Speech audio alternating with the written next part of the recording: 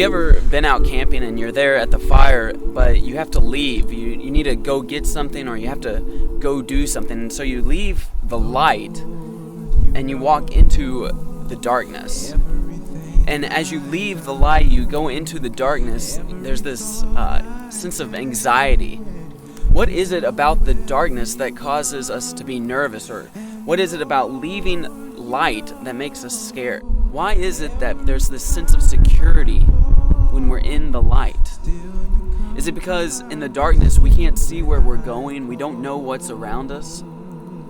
Or maybe it's because in the darkness there's this sense of emptiness, or this feeling that we're alone. It's this feeling of seclusion. But when we're in the light, we're able to see what's around us. We're able to see the things in our path. In John chapters 8 and 9, Jesus finds someone who is in the darkness. And in both chapters, he says, "I am the light of the world." In John chapter 8, Jesus is there in the temple and he's teaching the people. And the Pharisees, the teachers of the law, they bring this woman who was caught in adultery before him. And they say, "The law of Moses commands us to stone this woman. What do you say?" And they're saying this to trip him up or to trap Jesus. And I just imagine that as they're saying this, they're picking up stones. The Pharisees, teachers of the law, even the crowd maybe is picking up stones, getting ready to stone this woman. And I just imagine this woman before Jesus, and she's so terrified. Her sin is out in the open. She's before Jesus. She's got all this guilt and shame around her, and she's facing death right now. She's facing people who want to kill her. And Jesus says probably the best response he could, and he says, "Let the one without sin cast the first stone." And when Jesus says that, the people and the teachers of the law, it says they began to walk away one by one, dropping their stones, walking away until it's just Jesus and the woman.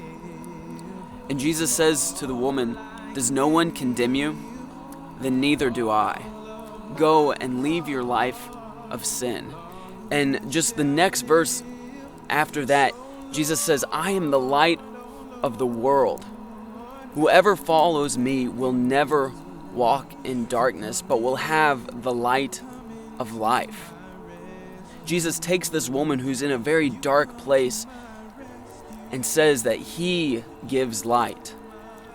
In the next chapter over, Jesus is with his disciples, and there's this man who was born blind. He's in a physically dark place. Jesus spits on the ground, makes some mud, and puts it on the man's eyes and tells him to go wash in the pool of Siloam. And Jesus again says, "I am the light of the world."